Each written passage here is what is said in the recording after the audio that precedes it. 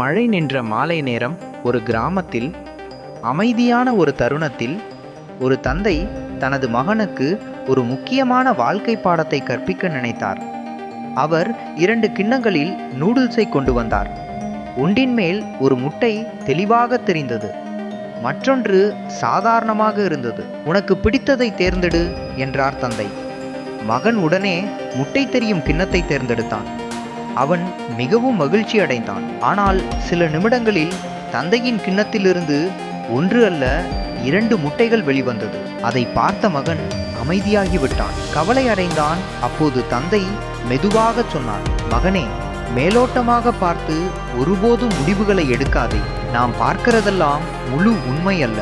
ஒரு முடிவை எடுப்பதற்கு முன் சிந்தி ஆராய்." அந்த நாள் அவன் ஒரு பாடம் கற்றான். அது அவனுடைய வாழ்க்கையை முழுவதும் வழிநடத்தியது.